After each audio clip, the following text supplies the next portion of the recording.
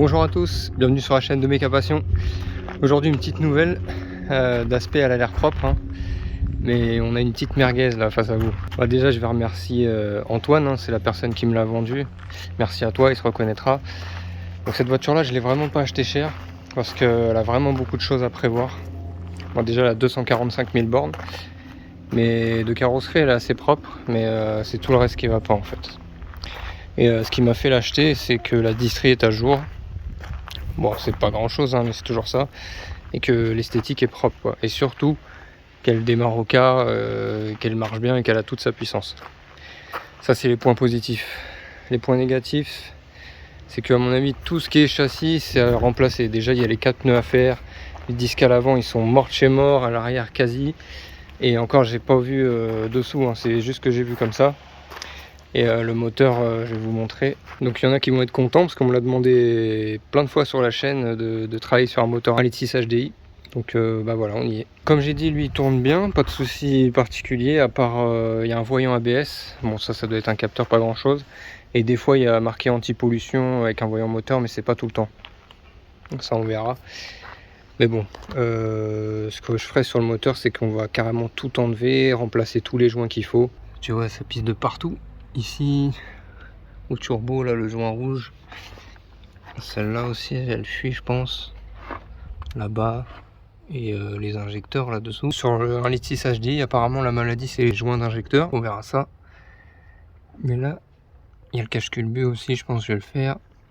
Mais je pensais que ça allait être plus méchant, je crois. Il y a que 2 injos qui fuient, les 2 premiers. Là, je regarde dedans, là, les autres, ça a l'air d'aller. Mais bon, de toute façon, on fera les 4, hein, c'est un kit complet. On fera tous les filtres à gasoil et tout. Et la deuxième maladie de ce moteur, apparemment, c'est la vanneugère qui est derrière là-bas. Donc on verra aussi. Si vous savez d'autres maladies du 1.6 HDI, n'hésitez pas à les mettre dans les commentaires, ça m'intéresse. Je pense que ça intéresse tout le monde. On verra l'état du turbo, s'il a du jeu, tout ça. Après, esthétiquement, elle est pas mal. Hein. Il y a juste le feu, là, ça, je sais pas si je pourrais l'avoir. Donc au pire, on changera. Les enjoliveurs, il n'y a que un Peugeot. Là-bas, il n'y en a pas. Et là-bas, c'est pas des Peugeot. Donc on les changera. Il manque le petit cache ici. Il y a un garde-boue là qui est pété à l'intérieur. Enfin, qu'on le change aussi. L'intérieur, il y avait des housses sur les sièges, je les ai virés. L'intérieur, elle est propre, hein, elle est juste un peu crado. Il y a juste le volant qui est abîmé, qu'on changera, je pense. Et le pommeau de vitesse là qui est pas d'origine, que je changerai aussi. Ah oui, il y a la clim qui marche pas. On verra. Voilà, 245 000. Et il y a un problème aussi qui me fait chier là, c'est que la prise OBD elle est pas alimentée. Ma valise elle marche pas dessus. Là après je vais regarder niveau châssis qu'est-ce qu'elle a, mais vous allez voir déjà les freins, c'est beau à voir. Puis voilà, hein, sinon je vous dis elle est propre, hein. Elle tourne bien. Donc celle-là je l'ai payée 350 €, c'est pas cher. Bon après là je me suis fait un petit panier de pièces vite fait et rien que ce que j'ai vu de mes yeux là il y en a déjà pour 700 balles de pièces avec les pneus. Les amortisseurs arrière qui fuient, je vais vous montrer. Pourtant ils se comportent pas trop mal. Et vous voyez c'est tout gras là. Donc ça c'est mort, ça passe pas au contrôle. Donc à mon avis lui déjà ils avaient bricolé un truc et en gros ça fuit quoi. Ça fuit du liquide de frein, c'est pas de l'huile. Après oui, il y a les fuites d'huile d'au-dessus là, on s'occupera. Bon voilà, on a fait le tour, hein. Donc franchement je m'attendais à pire niveau châssis. Donc là ce qui est critique, on va récapituler. Les 4 pneus, amortisseur arrière et 10 plaquettes, alors ça c'est sûr, à l'avant. Et récepteur d'embrayage du coup. Voilà, et aussi après toute la partie moteur, tout ça, mais tout ça c'est que des joints en fait.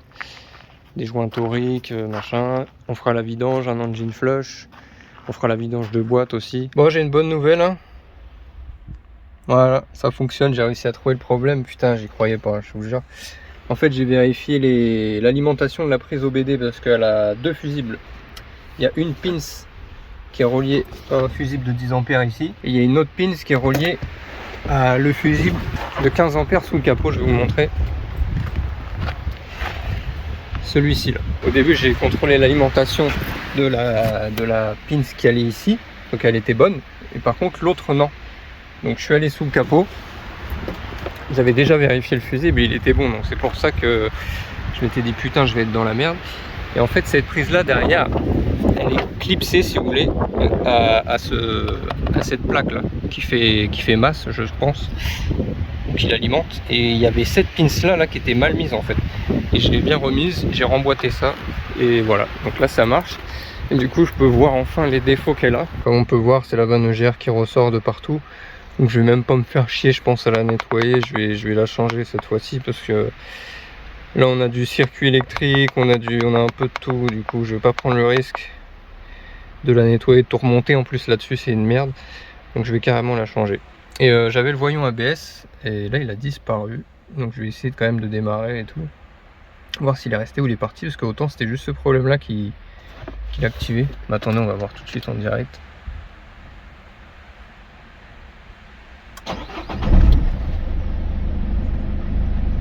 Ouais, du coup le voyant ABS il est parti quoi. Ah non, il revient. Donc on va contrôler l'ABS là tout de suite pour voir quel capteur est en défaut, si c'est un capteur, mais je pense. Donc allez, c'est parti. J'ai fait le diagnostic ABS et là c'est super parce qu'il nous le dit tout de suite avant droite quoi. Donc voilà, je vais pouvoir le commander. C'est nickel. Là aujourd'hui, voilà, on va faire tout ce qui est au niveau du châssis, un peu train roulant, etc. Les freins, je vais vous montrer vite fait.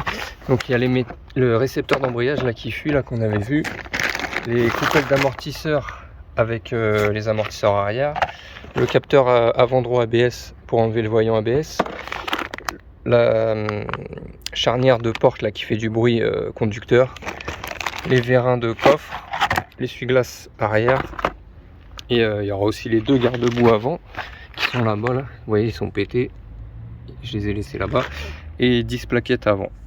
Voilà, donc déjà là on a de quoi s'occuper. Je vais attaquer là par les vérins et l'essuie-glace, histoire de m'enlever un peu de carton vite fait. Voilà, et là je vais tout enchaîner en vidéo, je vais pas parler, je vais juste filmer. Allez, c'est parti.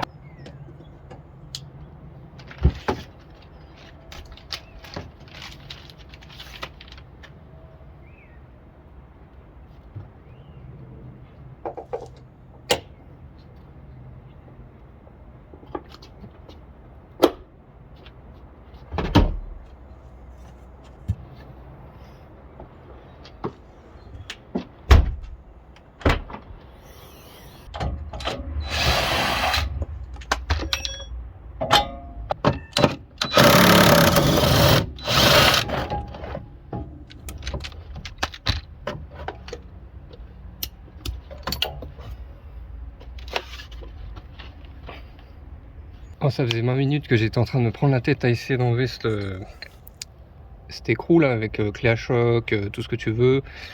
Donc finalement j'ai fini par le couper, parce que de toute façon je récupère que la protection comme ça. J'ai un nouvel écrou avec l'amorto neuf. Donc ça c'est l'ancien. Il est vraiment mort. Ça bouge de partout à l'intérieur. Le truc le bouge comme ça, enfin bref. Allez, on continue.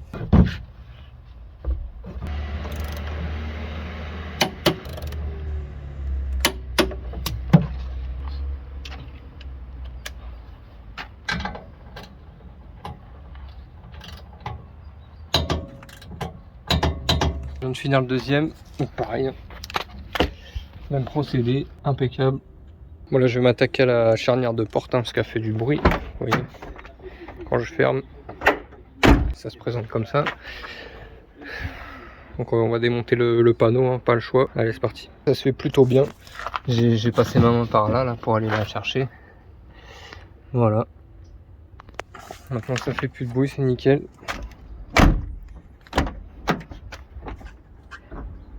Allez, je remonte tout et j'attaque les 10 de frein avant là.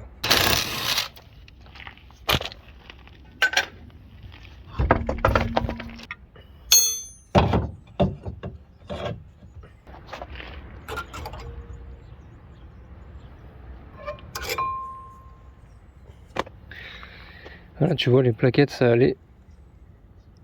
Par contre le disque, je vais te montrer après, lui il est mort de chez mort. Ils ont mis à mon avis ils avaient mis des plaquettes neuves sur des disques usés quoi.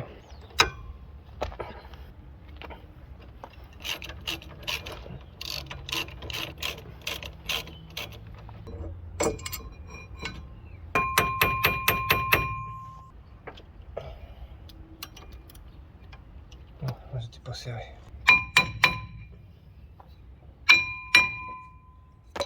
Regardez un peu l'état d'usure. Je sais pas si on va bien voir là. Il y a au moins 5 mm. Regardez le creux là. Oh putain.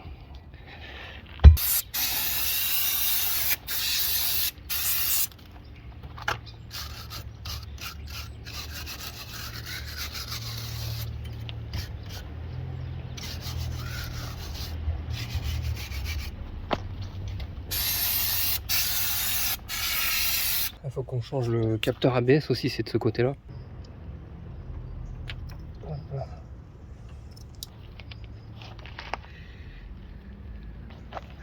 Voilà, ça ressemble à ça. On va prendre le nouveau, on va comparer. J'ai comparé avec le nouveau, c'est le même. Donc je remets ça vite fait.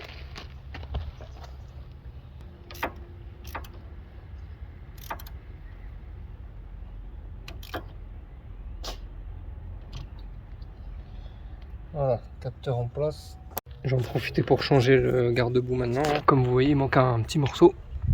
Le neuf, il est là.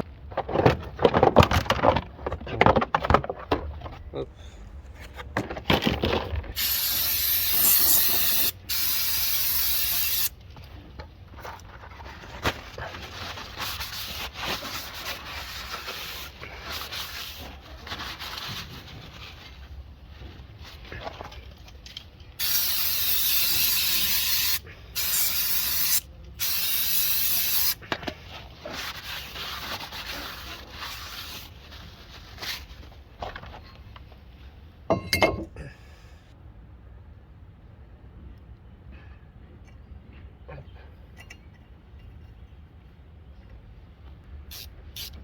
On va remonter l'étrier avec du frein filet.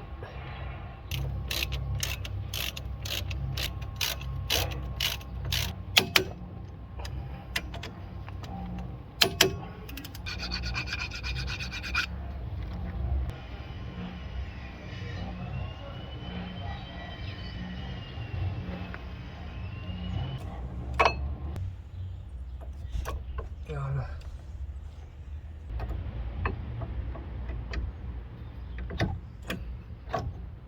Hop. Hop là.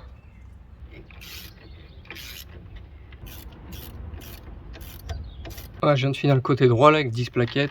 Le garde-boue tout neuf. Celui-là il était mieux, hein. La marque Van Wezel là. Il s'adaptait beaucoup mieux que le Prasco, l'autre.